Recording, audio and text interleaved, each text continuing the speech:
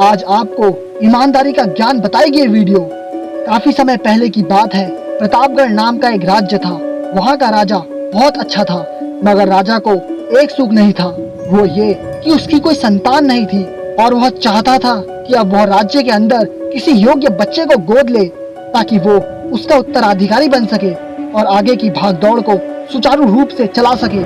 और इसी को देखते हुए राजा ने राज्य में घोषणा करवा दी कि सभी बच्चे राजमहल में एकत्रित हो जाएं। और ऐसा ही हुआ।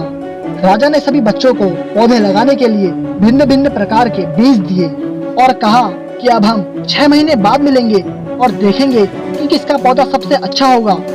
1 महीना बीत जाने के बाद भी एक बच्चा ऐसा था जिसके गमले में वह बीज अब तक नहीं लगा था, लेकिन वह हर रोज उसकी देखभाल करता था और हर रोज पौधे को पानी देता था। देखते ही देखते 3 महीने बीत गए। बच्चा परेशान हो गया। तभी उसकी माँ ने कहा कि बेटा धैर्य रखो, कुछ बीजों को फलने में ज्यादा वक्त लगता है। और वह पौधे को सींचता रहा। 6 महीने हो गए। राजा के पास जाने का समय हो चुका था, लेकिन वह बच्चा डरा हुआ था कि सभी बच्चों के गमलों में तो पौधे लगे होंगे, लेकिन उसका गमला खाली होगा। लेकिन वह ईमानदार था और अब सारे बच्चे राजमहल में आ चुके थे। कुछ बच्चे जोश से भरे हुए थे क्योंकि उनके अंदर राज्य का उत्तराधिकारी बनने की प्रबल लालसा थी।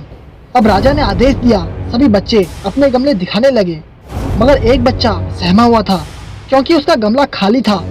तभी राजा की नजर उस गमले पर गई। उसने पूछा, तुम्हारा गमला खाली है? तो उस लड़के ने कहा, लेकिन मैंने इस गमले की 6 महीने तक देखभाल की है। राजा उसकी ईमानदारी से खुश था कि उसका गमला खाली है, फिर भी वो हिम्मत करके यहाँ तक आया तो सही। सभी बच्चों के गमले देखने के बाद राजा ने उस बच्चे को सभी के सामने बुलाया।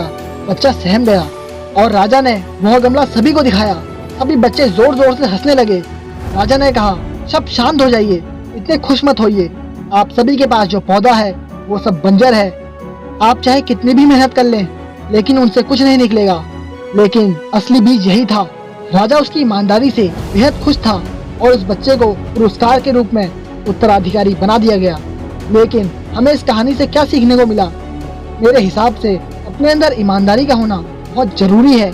अगर हम खुद के लिए ईमानदार हैं तो हम जीवन के किसी भी पड़ाव में सफल हो ही जाएंगे, क्योंकि हमारी औकात हमें ही पता होती है। और अगर मेरी बातें सच में अच्छी लगी तो शोध उपदेश चैनल को सब्सक्राइब करके मेरा मोटिवेशन भी बढ़ा देना।